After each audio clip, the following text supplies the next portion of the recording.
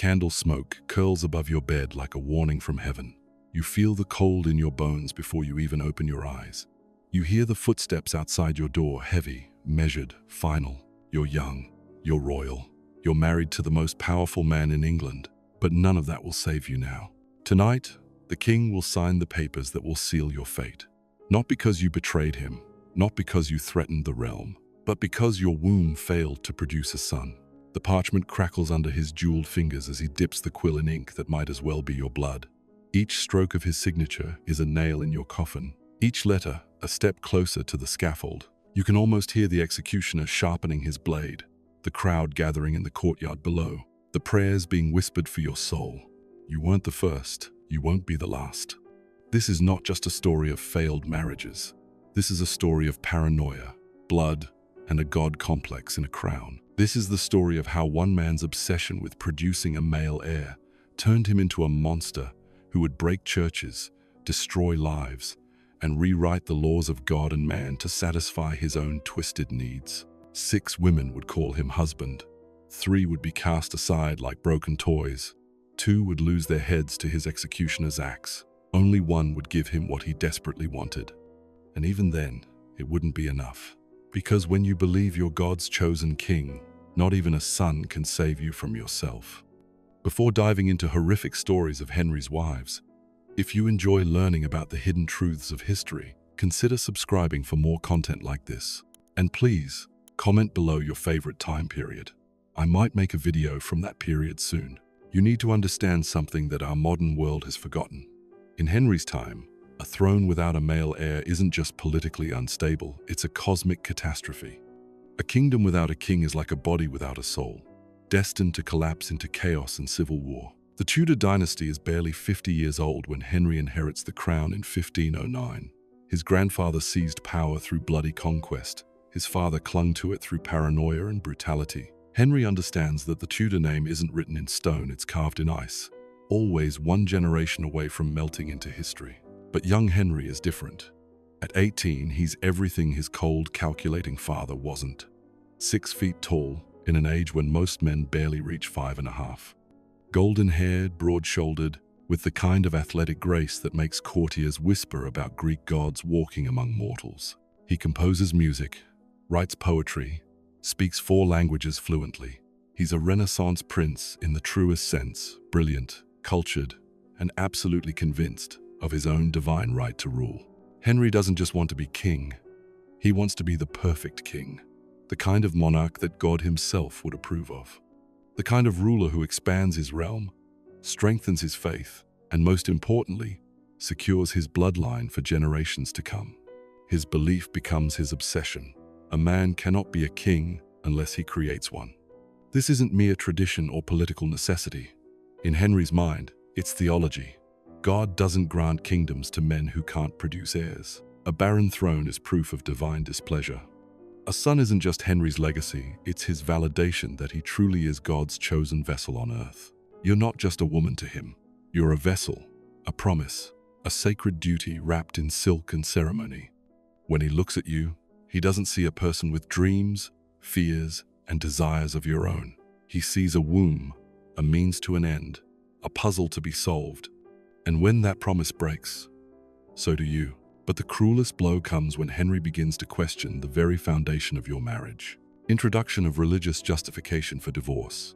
Henry convinces himself, or pretends to, that marrying his brother's widow was a sin and that God is punishing him with no son. Suddenly, after 18 years of marriage, Henry discovers a verse in Leviticus. If a man shall take his brother's wife, it is an unclean thing. They shall be childless. The fact that you have Mary doesn't matter to him now. In his twisted logic, daughters don't count as true children. God is punishing him for the sin of marrying his brother's widow, and only a complete annulment can restore divine favor. You know this is madness. You and Arthur were married so briefly, so young, that your marriage was never truly consummated. You were as much a virgin when you married Henry as any convent-raised girl. But Henry has convinced himself that your first marriage damned your second, that every miscarriage, every stillbirth, every failure to produce a son is evidence of God's displeasure. The court becomes a theater of whispers. Servants exchange glances when they think you're not looking. Courtiers fall silent when you enter rooms, their conversations dying like snuffed candles. You hear fragments of gossip, talk of annulment, of the king's great matter, of the beautiful Anne Boleyn who has caught his attention. Your ladies-in-waiting report conversations they've overheard, each revelation another blade between your ribs. You realize that while you've been trying to be the perfect wife and queen, Henry has been building a case against you. Every theologian who argues that your marriage was invalid from the beginning, every canon lawyer who finds precedent for royal annulments, every scholar who interprets scripture to support the king's desires, they're all weapons in a war you didn't even know was being fought. Henry sends delegations to Rome, demanding that Pope Clement VII declare your marriage null and void. He marshals arguments, bribes cardinals, threatens consequences if the church doesn't grant him his freedom. You watch this man you once loved tear apart the very foundations of Christendom to escape the bonds that tie him to you. The Pope says no. Henry says, then I'll become my own Pope. Pope Clement, caught between Henry's demands and the political pressure of your nephew, Emperor Charles V, refuses to annul your marriage. The decision should end Henry's campaign, but instead, it transforms him into something unprecedented, an English king who declares himself supreme head of his own church. You watch in horror as Henry breaks with Rome, as he destroys monasteries and executes anyone who opposes his religious revolution. Thomas More, the wisest man in England, goes to the scaffold rather than acknowledge Henry's supremacy over the church. John Fisher, the Bishop of Rochester who defended your marriage, follows him to the block. Henry is willing to kill saints to be rid of you. In 1533, Henry's marriage to Anne Boleyn is declared valid by Thomas Cranmer, his hand-picked Archbishop of Canterbury. Your own marriage is ruled invalid, your daughter Mary declared illegitimate. You are no longer queen, you are the Dowager Princess of Wales, Arthur's widow, a woman whose 24-year marriage has been erased by royal decree. You were once his queen. Now, you're an inconvenience dressed in a habit. Henry strips away your household, your income, your very identity. He demands that you accept your new status, that you acknowledge the invalidity of your marriage and retreat to a convent like a discarded mistress. But you refuse. You are Catherine the Queen, anointed by God and crowned before witnesses. No earthly power can undo what the Almighty has sanctified. You spend your final years in increasingly remote castles, cut off from your daughter, isolated from the court that once revolved around you. Henry's agents watch your every move, intercept your letters, ensure that you cannot become a rallying point for those who oppose his religious revolution. You die in 1536 at Kimbolton Castle, alone except for a handful of faithful servants. Your last letter is to Henry, signed Catherine the Queen, a final act of defiance that reaches him after your heart has stopped beating. Even in death, you refuse to accept that your marriage was anything less than sacred, that your love was anything less than real, that your queenship was anything less than legitimate. Your daughter Mary will remember your courage. Your refusal to yield, to accept Henry's version of reality, will inspire her own fierce determination. The woman who wouldn't bend will raise a daughter who won't break.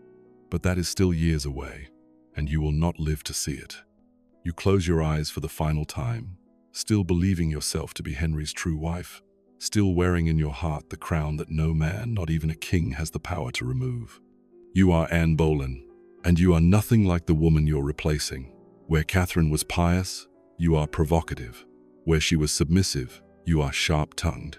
Where she faded into the background of court life, you command every room you enter with the kind of magnetic presence that makes men forget their prayers and women whisper behind their fans.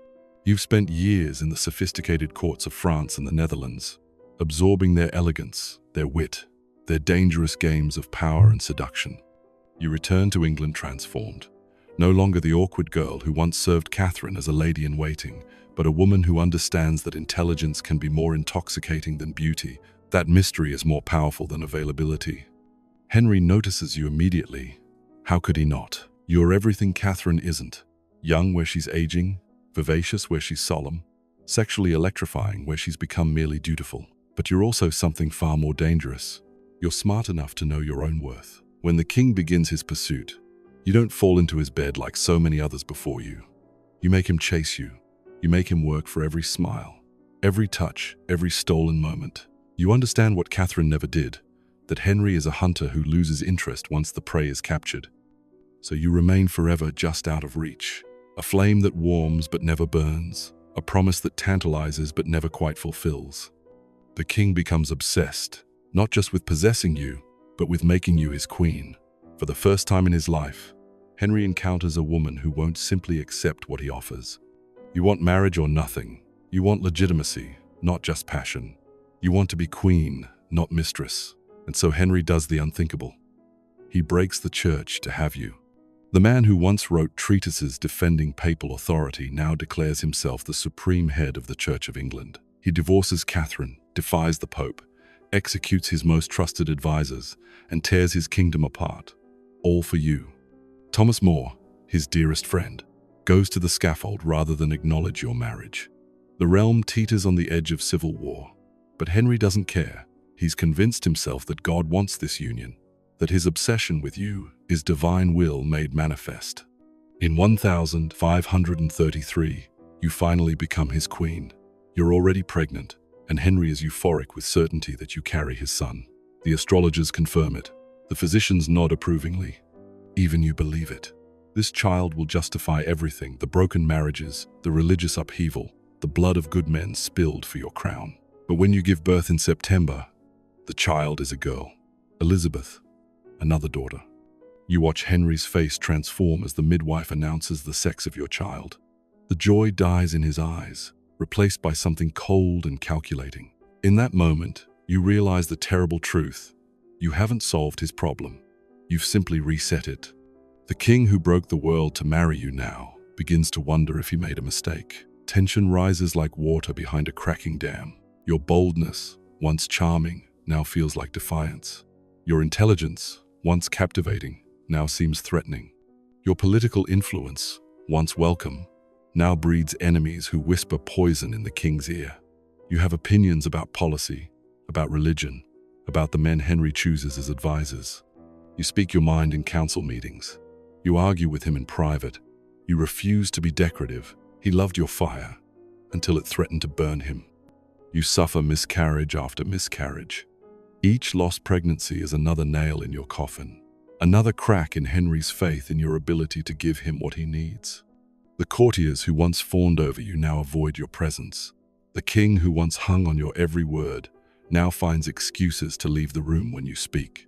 By 1536, Henry's obsession has curdled into something darker. The man who destroyed his kingdom for your love now sees you as the architect of his torment. In his twisted logic, you seduced him away from his true queen, Catherine. You corrupted him with your foreign ways and dangerous ideas. You're the reason God continues to deny him sons. The charges come suddenly. Adultery with multiple men, including your own brother.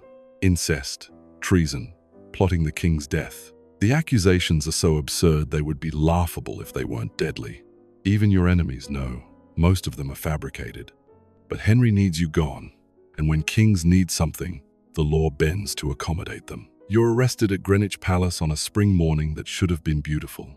The charges are read in a voice that shakes with either fear or shame. Adultery with Henry Norris, the king's groom of the stool. Adultery with William Brereton, a gentleman of the Privy Chamber. Adultery with Mark Smeaton, a court musician tortured into confession. And most shocking of all, adultery with your own brother George, Lord Rochford. Now, he wants silence and blood. Your trial is a carefully orchestrated performance. 26 peers sit in judgment, most of them related to your successor, Jane Seymour. The evidence is circumstantial, the testimonies coerced, the verdict predetermined. But you defend yourself with the same intelligence and fierce dignity that first caught Henry's attention. You speak eloquently of your innocence, passionately of your loyalty to the crown, defiantly of your right to live. It doesn't matter. You were condemned before you ever entered that courtroom. On May 19, 1536, you walk to your execution with the same grace you once brought to your coronation. You've chosen to die in dignity rather than beg for mercy from a man who has already decided your fate. The French swordsman Henry imported for your execution, his final twisted gift to you waits with his blade. You kneel in the straw. You remove your headdress to reveal the long, dark hair that once drove a king to madness. You speak your final words with steady voice. Good Christian people, I am come hither to die. For according to the law, and by the law, I am judged to die. The sword falls swift and clean. You gave him a daughter who would one day rule England more magnificently than he ever did. But she wasn't a son, so your head hit the floor anyway. You are Jane Seymour, and you are everything Henry thinks he wants in a wife. Sweet, submissive, fertile. Where Anne was fire, you are gentle rain. Where Anne challenged and provoked, you soothe and submit. Where Anne wore her intelligence like armor, you hide yours beneath layers of demure modesty and practiced silence. You've watched two queens fall, and you've learned the lesson their fates taught. Henry doesn't want a partner. He wants a vessel blessed by God and sanctified by obedience. You come from minor nobility, respectable but not threatening. Your family has served the crown faithfully for generations without ever reaching too high or grasping too boldly. You're 27 when Henry notices you, old enough to be mature but young enough to bear children. You're pale where Anne was dark, quiet where she was vivacious, English where she was exotic. But most importantly, you're available at exactly the moment Henry needs someone new to blame for his failures. The day after Anne's execution, Henry asks you to marry him. You accept with the same serene composure you bring to everything else. There's no passion in this courtship, no grand romantic gestures or desperate letters. This is a business transaction dressed up in ceremony, his need for a son matched with your family's hunger for advancement. You marry Henry on May 30, 1536, just 11 days after Anne's blood soaked into the scaffold. The court barely has time to change its mourning clothes for wedding attire. But Henry is 45 years old now, and time feels like an enemy pressing closer with each passing day. He can't afford to waste months on elaborate courtships when there are sons to be made. You understand your role perfectly. You're not here to be loved, you're here to be successful. You don't argue with Henry's policies or challenge his decisions. You don't insert yourself into religious debates or court intrigue. You smile when he speaks, nod when he explains himself, and retreat gracefully when he needs space to rage about the problems that preceded your arrival. The courtiers watch you carefully, waiting for signs of the ambition or defiance that destroyed your predecessors. But you give them nothing to whisper about. You're polite to everyone and intimate with no one. You wear your crown like a borrowed hat, grateful for its presence but never forgetting it can be taken away. And then, miracle of miracles, you become pregnant. Henry's joy is almost frightening in its intensity. This time, he's certain God will reward his patience with a son. The physicians confirm what his heart already knows. Your body carries itself differently than Anne's did. Lower and broader, the way women do when they bear male children. The astrologers study the stars and nod approvingly. Even the common people whisper that the gentle queen will succeed, where the bold one failed. You feel the child move within you like a secret promise. Each kick against your ribs reminds you that you carry not just Henry's heir, but your own salvation. If this baby is a boy, you'll be untouchable. The mother of the future king. The woman who finally gave Henry what Catherine and Anne could not. The pregnancy progresses smoothly through spring and into autumn. You grow round and radiant, glowing with the kind of health that makes Henry's eyes soften when he looks at you. For the first time since his youth, the king seems genuinely happy. He speaks tenderly to your belly, already making plans for his son's education, his coronation, his glorious reign. On October 12, 1537, you go into labor at Hampton Court Palace. The process is long and brutal, 30 hours of agony that test the limits of your endurance. But you endure it with the same quiet strength you bring to everything else, gripping the hands of your ladies, praying silently through each wave of pain. And then, at 2 in the morning, on October 12th, Prince Edward Tudor enters the world. A son, finally. After 28 years of marriage and disappointment, Henry has his male heir. The king weeps with joy when they place the baby in his arms. Church bells ring across London. Cannons fire from the tower. Bonfires burn in celebration throughout the realm. You watch from your bed, exhausted but triumphant, as Henry cradles the future king against his chest and whispers promises of the great reign to come. You've done it.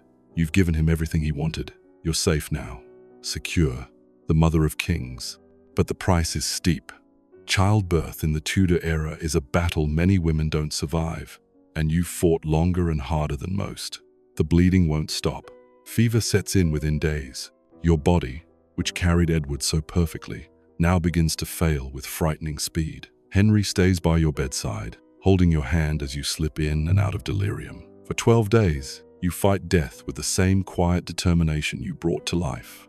But on October 24, 1537, just 12 days after giving birth to the son Henry always wanted, you close your eyes for the final time. In death, you become something none of his other wives could be: ideal. Henry grieves for you with genuine anguish, not the performative mourning he showed for Anne or the relieved indifference he felt for Catherine, but real, devastating loss. You gave him everything and asked for nothing in return. You were faithful without being boring, submissive without being spineless, fertile without being demanding. Henry never remarried your memory. When he takes subsequent wives, he doesn't replace you. He simply adds to his collection, always measuring the newcomers against your perfection. Your portrait hangs in his private chambers, long after your body lies cold in its tomb. When he dies 8 years later, he chooses to be buried beside you rather than any of his other queens. A woman who gave him everything and took nothing away. But the damage is done. Now Henry knows the cost of love. Edward is sickly from birth, pale and weak where his father was robust and strong. The son Henry waited so long to claim will rule for only 6 years before death takes him at 15. Your sacrifice bought Henry his heir, but couldn't guarantee his dynasty's survival. You became the perfect wife by dying at the perfect moment, successful enough to give him his deepest desire, but gone before you could disappoint him like all the others. In Henry's twisted heart, your death transforms you from woman into symbol, from queen into saint, from person into the impossible standard against which all future love will be measured and found wanting. Henry was no longer the golden prince who once charmed Europe with his wit and grace. In his final years, he had become something monstrous. His body told the story of his moral decay. The athletic frame that once made courtiers gasp in admiration had swollen into something grotesque. His legs, encased in silk stockings, hid ulcers that wept constantly, filling his chambers with the sweet stench of rotting flesh. His waist, once trim enough for dancing, now required specially built chairs to accommodate his bulk. He was 55 years old and already dying, his body consuming itself from within, like his soul had been doing for decades. The pain made him paranoid. Every whisper in the corridors sounded like treason. Every glance from a courtier felt like conspiracy. He saw plots everywhere because he knew, deep in his blackened heart, that he deserved them. The ghosts of the people he had destroyed crowded around his bed at night. Thomas More's disappointed eyes, Anne Boleyn's defiant chin lifted toward the executioner's blade. Catherine of Aragon's prayers for his soul even as he cast her aside. But still, he needed wives. Still, he hunted for the perfect woman who would complete him, heal him, save him from himself. Anne of Cleves arrived from Germany, like a diplomatic gift wrapped in velvet and jewels. The portrait Hans Holbein painted of her showed a serene beauty with intelligent eyes and a gentle mouth. But when Henry met her at Rochester in January 1540, the woman before him bore little resemblance to the image that convinced him to make her his fourth queen. She was plain, awkward in English customs. Her German accent grated against his ears like fingernails on stone. When she tried to greet him with Germanic formality instead of the passionate embrace he expected, something inside him died. He claimed she was too ugly to consummate the marriage, though the truth was more complex. He was becoming impotent, his body as corrupt as his soul, and he needed someone to blame. The marriage lasted 6 months. Anne, wise beyond her years and terrified by the fate of her predecessors, agreed to an annulment with relief so palpable it wounded Henry's pride. He granted her a generous settlement and the title of his beloved sister. She became the only one of his wives to outlive him, dying peacefully in her bed 25 years later.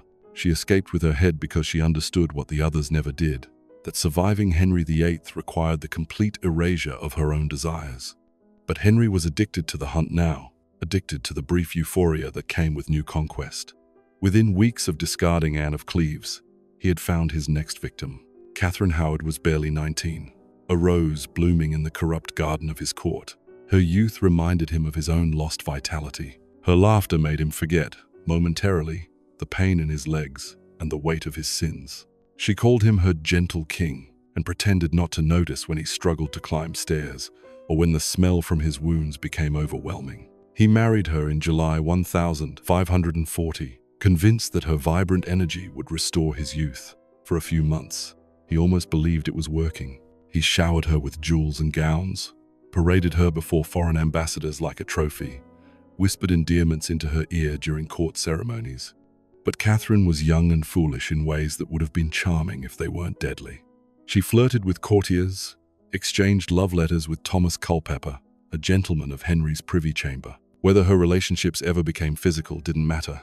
In Henry's paranoid mind, every smile she gave another man was adultery. Every whispered conversation was treason. The evidence against her was thin, but Henry's need for blood had grown thick. In February 1542, Catherine followed Anne Boleyn to the scaffold. She was so young she had to be carried to the execution block, her legs unable to support her terror.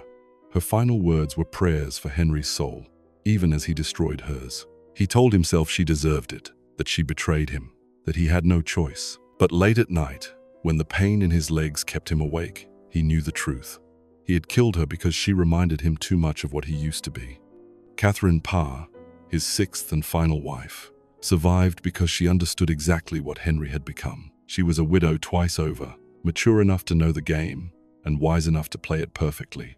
She was more nurse than wife, tending to his wounds with steady hands, and listening to his endless complaints with patience that bordered on sainthood. Henry sensed her intelligence. She had written books, debated theology, corresponded with scholars across Europe, but she kept it hidden, buried beneath layers of wifely submission. When he ranted about heretics, she nodded sympathetically. When he raged about his children's ingratitude, she offered comfort. When he questioned God's plan for his reign, she quoted scripture that soothed his tortured conscience. She survived by making herself indispensable without ever threatening his supremacy.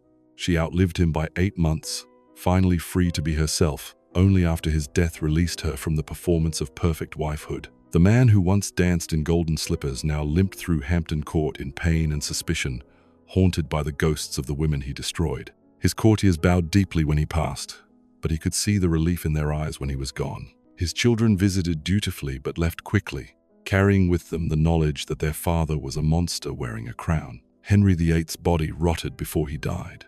The ulcers on his legs had spread, turning gangrenous, filling his chambers with the stench of decay. His physicians dosed him with mercury and opium, but nothing could heal what he had done to himself. His soul had been poisoned long before his flesh began to putrefy. He died on January 28, 1547, bloated and alone. His body so corrupted that it burst open during the journey to his burial, spilling his putrid remains onto the floor of the cart, like the contents of his blackened heart finally escaping their prison. Henry was dead now, but his legacy lived on in ways he never intended and wouldn't have wanted. The religious upheaval he created to satisfy his personal desires had torn England apart permanently.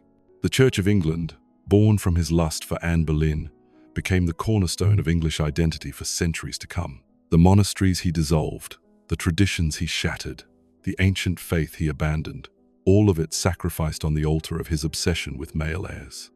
But here was the cosmic joke that would have driven him to madness if he had lived to see it. His son, the precious Edward, he waited 28 years to claim, ruled for barely 6 years before consumption took him at 15.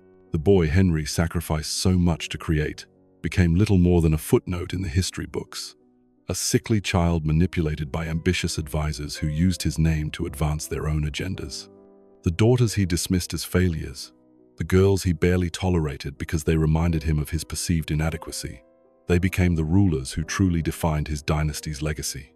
Mary, Catherine of Aragon's child, the daughter he declared illegitimate and cast aside, claimed the throne after Edward's death. She ruled for 5 years with an iron will that would have impressed Henry if it hadn't been directed toward restoring the Catholic faith he destroyed. She burned heretics with the same methodical determination he once brought to discarding wives, earning the name Bloody Mary that would follow her through history. But it was Elizabeth, Anne Boleyn's daughter, who became everything Henry thought only a son could be. The girl whose birth sealed her mother's fate grew up to become the most magnificent monarch England had ever known.